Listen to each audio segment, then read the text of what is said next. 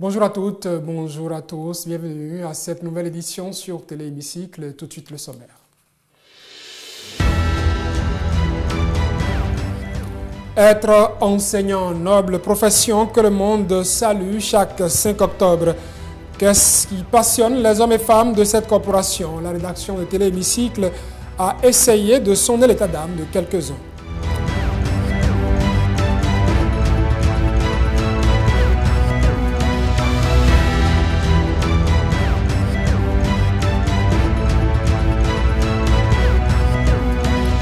Les avis sont partagés sur le projet de loi visant la régulation de l'espace numérique en France.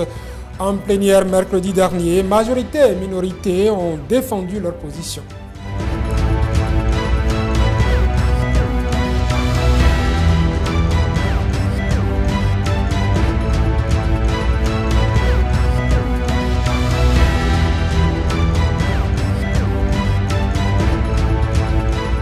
Manger cru, manger sain, c'est du moins une théorie largement répandue.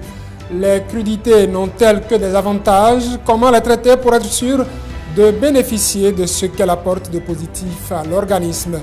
Autant de questions auxquelles la page magazine répondra.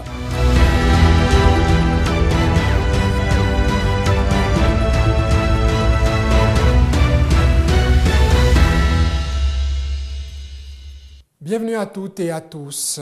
Un énième rendez-vous des herboristes et tradithérapeutes les a réunis samedi dernier à Porto Novo. C'est en effet une règle en leur sein de se retrouver tous les premiers samedis du mois. Pour ce samedi, ils ont choisi de réfléchir aux mesures traditionnelles qu'ils peuvent utiliser pour la préservation de la paix au Bénin et dans la sous-région ouest africaine. Le président de l'Assemblée nationale y était attendu. Il s'est fait représenter par le directeur des services de l'information et de la communication. Compte rendu, Stéphanie de Komandora, Ben Kevin Achaoui. La paix est le socle sur lequel se construisent la stabilité économique et le développement.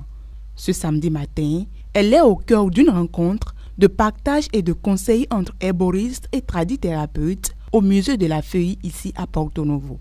Chaque mois, nous organisons des rencontres au musée de la Feuille et nous proposons des sujets de recherche pour que les résultats de recherche soient à chaque fois actualisés, pour que les Béninois puissent avoir des résultats actualisés selon les mots qui minent la société, dans la santé comme dans la culture et l'ensemble du social. Quelles sont les connaissances utilisées par les anciens pour qu'il y ait la paix dans le pays? Comment y remédier? Ce n'est pas forcément être autorité avant d'y réfléchir. En tant que citoyen, il faut qu'on y pense aussi pour pouvoir donner un coup de pouce aux autorités pour qu'ils puissent prendre les bonnes décisions. Faire de la paix un joyau qui va avec l'harmonie nationale est l'un des défis chers au président Louis Gbéhounouvlavonou. À cette rencontre, il est représenté par André Dossa, directeur du service de l'information et de la communication du Parlement. Selon lui, recourir aux pratiques ancestrales, c'est se ressourcer pour bâtir une nation plus harmonieuse. Elle est noble. Elle rassure.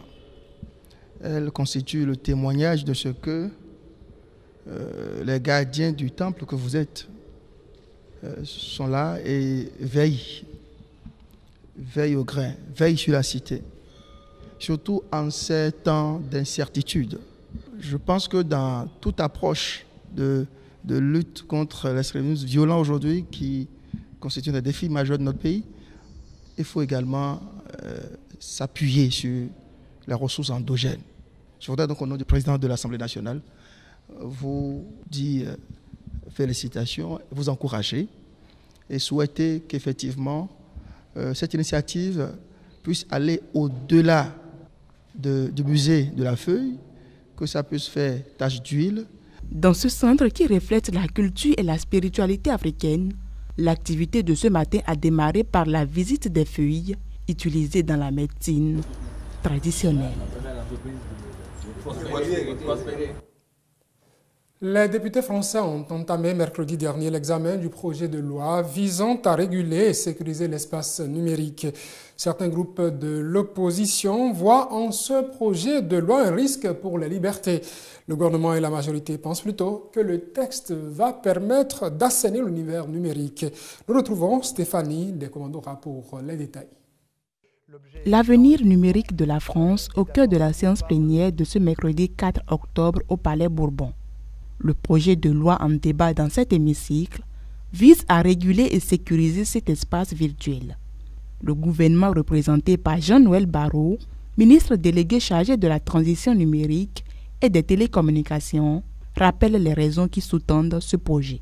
L'insécurité que nos concitoyens rencontrent sur Internet sape leur confiance dans la transition numérique. Et tous les Français sont concernés par les désordres en tout genre qui s'accumulent dans l'espace numérique et en particulier les Français les plus vulnérables.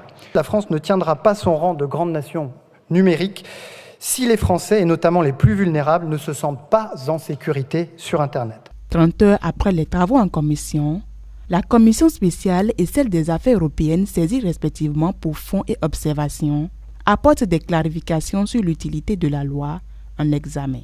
Cet espace numérique, ce sont bien sûr les réseaux sociaux, ce sont les plateformes de contenu vidéo, ce sont nos magasins en ligne, ce sont nos jeux vidéo ou encore ce sont nos musées en version virtuelle. Cet espace numérique, c'est un espace d'opportunités immense. Mais Internet, c'est aussi des images pédocriminelles en libre accès, des cyberviolences multiples, des escroqueries massives. Nous avons aujourd'hui l'opportunité de mettre fin au sentiment d'impunité en ligne et pour cela, il nous faut interdire en ligne ce qui est interdit hors ligne. Nous ne pouvons pas tolérer, en 2023, que des enfants victimes de cyberharcèlement vont jusqu'à se suicider face à cette souffrance. J'appelle en particulier la France, avec d'autres partenaires européens, à saisir la Commission pour ouvrir une enquête de marché en l'encontre du réseau X, anciennement Twitter. La première liste de contrôleurs d'accès soumis au DMA, dévoilée le mois dernier par la Commission, comporte 6 acteurs qui atteignent les seuils quantitatifs fixés par le texte. Du filtre anti-arnaque, en passant par le blocage rapide des sites pornographiques accessibles aux mineurs, et la lutte contre les deepfakes sont entre autres des aspects abordés par cette loi. Cependant, le débat est loin d'être unanime. Ce gloubi-boulga est indigeste, aussi bien pour les enfants qui ne seront pas plus protégés avant qu'après cette loi, et pour les adultes qui risquent de voir leurs libertés individuelles gravement mises en péril. Le début du dispositif du texte est consacré à ce point de la protection des mineurs contre finalement les films pornographiques. Bon, est-ce que véritablement avec le texte, aujourd'hui, on arrivera à faire peser sur l'industrie pornographique la responsabilité qui est la leur? Je ne le crois malheureusement pas.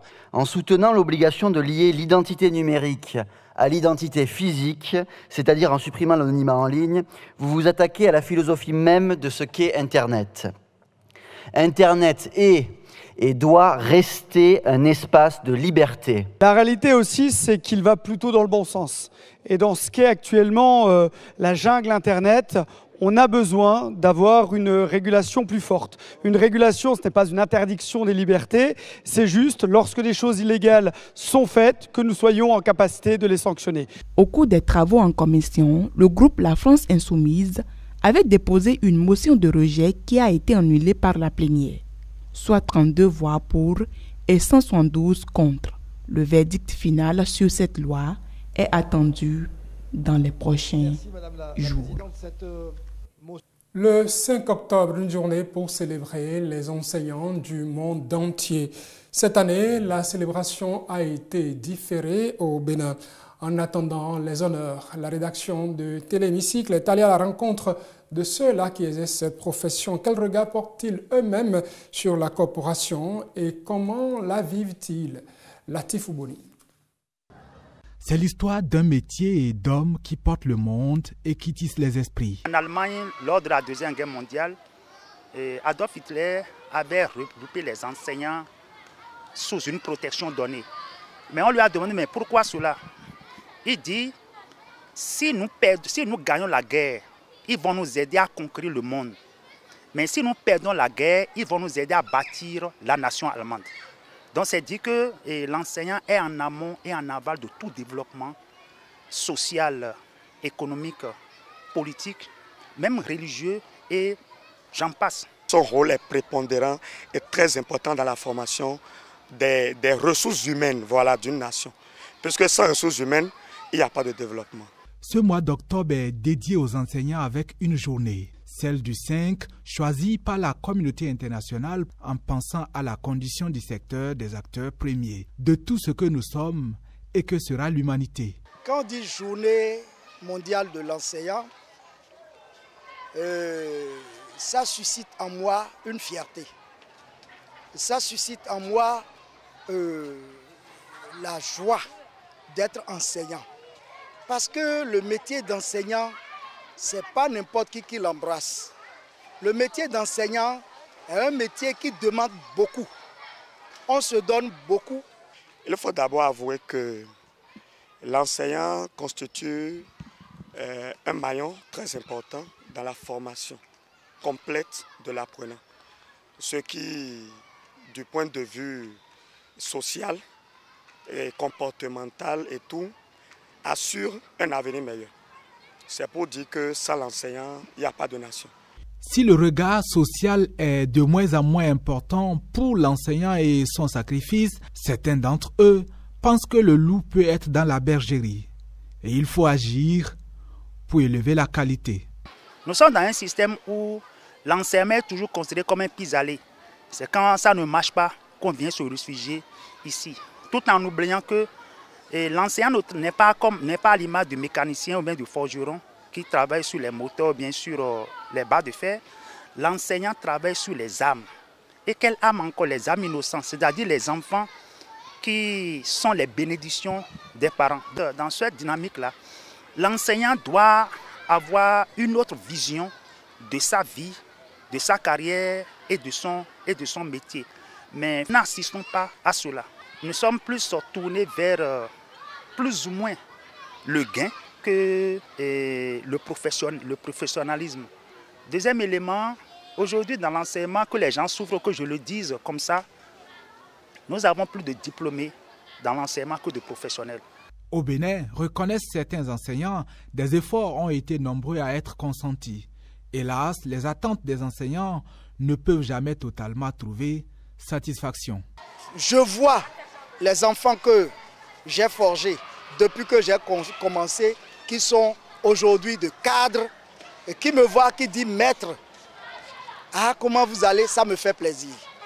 C'est un plaisir et nous demandons, n'est-ce pas, à ce que la nation penche un peu plus à nous. Nous savons que le chef de l'État est en train de faire, mais comme le disait l'autre, tant qu'il reste à faire, il reste toujours à penser au mieux-être, n'est-ce pas, de la corporation, de notre corporation des enseignants que nous sommes.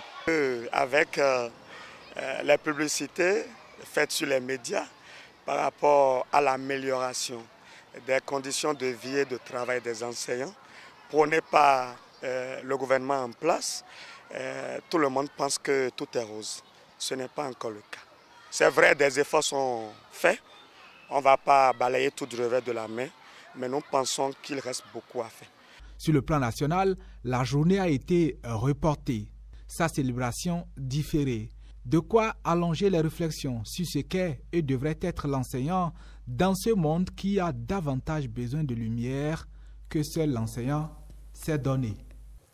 Parlons football à présent. Quart de finale du tournoi des institutions de la République, édition 2023. Asnat, équipe de football de l'Assemblée nationale du Bénin, croisait les crampons avec son homologue du ministère de l'Agriculture, de l'Élevage et de la Pêche samedi dernier au stade de Djefa. Et bien sûr, après un temps réglementaire de 90 minutes, les deux équipes étaient à un but partout. Il a fallu recourir aux épreuves de tir au but pour que l'équipe du ministère de l'Agriculture, de l'Élevage et de la Pêche arrive à bout de l'équipe de l'Assemblée nationale. Ilyas Adeleke a suivi la confrontation et nous livre son compte-rendu. Stade de Djefa, samedi 7 octobre 2023. Le match Asnat, l'équipe de l'Assemblée nationale de football, habillée en vert, et le MAEP de rouge vêtu focalisent toutes les attentions. L'ambiance est électrique et la tension palpable sur le visage des joueurs. Dans cette rencontre explosive, chaque équipe a eu droit à sa mi-temps. La première a l'avantage de la SNAT. Au bout de 20 minutes de jeu, le dossard 8 des Verts, Christian Yahweh-Tomé, dans ses œuvres, fait un slalom dans la défense des Rouges et mystifie le gardien de but. 1-0 jusqu'à la pause. Au bon endroit, mais ça revient quand même. On va éliminer. Le joueur est parti. Il n'y a pas position de hors-jeu. La deuxième mi-temps démarre en fanfare, avec de meilleures situations pour l'équipe du ministère de l'Agriculture. Après le quart d'heure de jeu, la défense des Verts aux abois se met seule en danger et laisse orphelin l'excellent gardien de but Gandonou qui est lobé pour l'égalisation. Jocelyn qui essaie de trouver la vitesse de Robert. Robert il s'échappe. Robert il s'échappe. Et l'égalisation. L'égalisation est arrivée.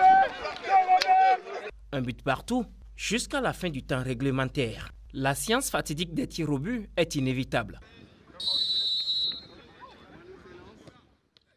Un exercice fatal pour les Verts qui finissent par courber les chines par 4-1 aux grandes dames de la sélection de l'Assemblée nationale. Fin de parcours pour la SNAT qui aura quand même montré de belles choses. Une élimination cruelle des Verts qui met fin à leur rêve de soulever le trophée de l'édition 2023 du tournoi des institutions de football. Suivons les impressions de l'entraîneur de l'équipe de football de l'Assemblée nationale et celles du capitaine de l'équipe du ministère de l'Agriculture, de l'Élevage et de la Pêche à l'issue de cette confrontation. Oui. Vraiment, mes impressions sont très bonnes, surtout que l'équipe adverse a été très tenace. C'est une équipe qui nous a vraiment résisté. On croyait plier le match dès les premiers instants de la rencontre, mais vraiment nous avons fait face à une très belle équipe et les conseils aidants, nous avons pu remporter cette rencontre-là. Effectivement, on se voyait déjà en demi-finale après avoir inscrit le premier but. On a tenu jusqu'à la mi-temps. À la reprise, les consignes ont été données aussi. On a tenu, mais malheureusement, il a fallu un peu de faille en défense pour qu'ils puissent revenir au score. On s'est dit, on pouvait encore. On a continué jusqu'à la fin. Mais le tir au but, c'est un jeu de nerfs.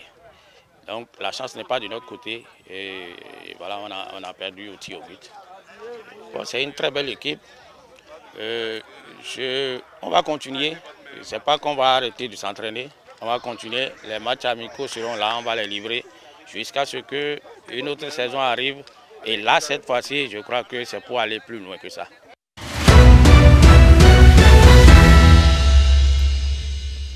Les cours et tribunaux ne sont pas à l'abri d'actes de cambriolage. En attendant peut-être d'y être amenés pour répondre de leur forfait, s'ils étaient rattrapés, des individus sont allés cambrioler le parquet général de Cotonou. D'autres présumés auteurs d'actes délictuels ne sont plus en liberté. L'OCRC a en effet effectué une descente à Parakou et la moisson n'est pas maigre. Ilyas Aleleke, dans son coup de filet dans les journaux, lui, nous livre sa moisson. Mesdames et messieurs, bonjour. La cité de Koubourou semble devenir désormais le bastion des cybercriminels. Le matinal, dans sa livraison du jour, fait savoir qu'il y a eu une grosse moisson de l'OCRC à Parakou dans le cadre de la lutte contre la cybercriminalité. 32 présumés brouteurs arrêtés et plusieurs objets saisis, renseigne le journal. Les éléments de l'Office central de répression de la cybercriminalité OCRC intensifient leurs activités dans la partie septentrionale du Bénin, notamment à Parakou, au cours d'une opération qui s'est déroulée du samedi 7 au lundi 9 octobre 2023. 32 présumés cybercriminels ont été interpellés dans la cité de Koubourou. Pour réaliser l'opération, les éléments du commissaire Donatien Sokou ont été appuyés par les unités de police de Parakou. Plusieurs objets ont été saisis lors des différentes perquisitions. Il s'agit de 44 smartphones et de 2 téléphones à touche de différentes marques et de plusieurs pockets Wi-Fi. Pendant que la lutte contre la cybercriminalité s'intensifie, la lutte pour la protection des cours et tribunaux a du plomb dans l'aile. Fraternité nous apprend qu'il y a un énième cambriolage au parquet général de Cotonou. Le fait est préoccupant selon mon confrère qui pense que la sécurité est un enjeu primordial. Une note de sport pour boucler cette revue. 44e championnat d'Afrique des clubs champions de handball. Adjidja Handball Club termine à la 6e place. Titre Matin Libre qui conclut que le bilan est satisfaisant. Fin de cette revue de presse. À demain.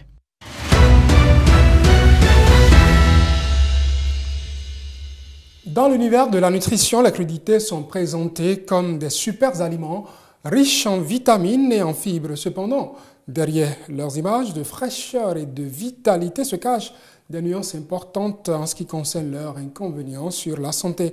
Stéphanie Ndekbemanora nous en parle dans cet élément. Quand les légumes et les fruits sortent de l'arbre ou de la terre sans artifice ni transformation, ils sont appelés crudités. Aujourd'hui, ils prennent une place de choix dans les habitudes alimentaires de plusieurs personnes. J'aime bien consommer les fruits tels que les oranges, l'ananas, papaye et mangue, surtout les oranges, puisque ces fruits sont bien conseillés naturellement pour la santé. Comme légumes, je prends le moringa. Les légumes et les fruits, c'est nécessaire pour l'organisme de l'homme. Et nous devons toujours consommer. Parce que ça nous fortifie, ça nous donne de la force. Oui, les crudités sont des légumes et des fruits frais et crus, mais pas seulement. C'est tout aliment cru. Donc tout ce que l'on consomme qui n'a pas été en contact avec la chaleur, qui n'a pas été cuit au feu. Au Bénin, quand on dit souvent crudité, on a l'habitude de penser aux plats de salade. Mais ce n'est pas seulement les plats de salade qui sont des aliments crus. Il y en a qui adoptent le régime crudivore et ce régime qui consiste à tout manger cru. Légumes, fruits et viande, poissons, aussi bien les céréales et tubercules. Les céréales sont consommées de façon germée. Dans l'univers des crudités se cache une mine de nutriments essentiels qui soutiennent le fonctionnement optimal de l'organisme. Mais il est tout de même important de savoir que certains aliments ne se consomment pas crus.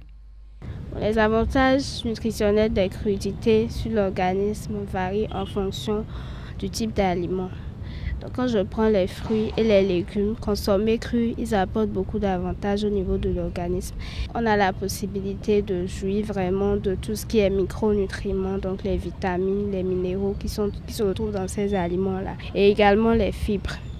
Quand on parle des fruits et des légumes. Mais quand on rentre dans le groupe des céréales, des racines, des tubercules, l'avantage n'est pas aussi rehaussé qu'au niveau des fruits et des légumes. Même si les crudités renforcent le système immunitaire par leur richesse en fibres, en sels minéraux et en vitamines C, K et A, certains aliments consommés crus peuvent entraîner des contaminations bactériennes très graves pour l'organisme. Certains aliments consommés sous forme crue contiennent plus de bactéries, plus de micro-organismes, ce qui expose l'organisme à des infections alimentaires. Les aliments qu'il faut éviter de consommer crus, c'est par exemple le poisson, la viande, les œufs, parce que les œufs crus contiennent des salmonelles. Ceux qui adoptent souvent le régime crudivore et qui mangent rien que des aliments crus,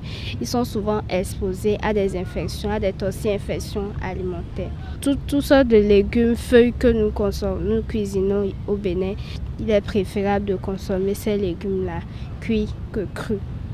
Mais en voulant cuire nos aliments aussi, il ne faut pas trop laisser au feu, parce que quand on laisse trop, plus la cuisson est prolongée, plus les nutriments sont dénaturés. On ne jouit plus vraiment de toutes les vertus de ces aliments-là. Pour garder la saveur et les ingrédients bénéfiques des légumes, on ne doit pas dépasser les 90 degrés Celsius au feu. Encore moins, faire une cuisson prolongée. Et pour ceux qui se mangent crus, il y a aussi des précautions à prendre. On peut manger la tomate crue, on peut manger les oignons crus, on peut manger la carotte, les concombres, la betterave crue. Encore que la betterave crue, certaines personnes ne le supportent pas. Les fruits, de façon générale, sont souvent consommés crus. En voulant consommer ces genres de crudités-là, il faut vraiment prendre le soin de bien les laver, de bien les désinfecter.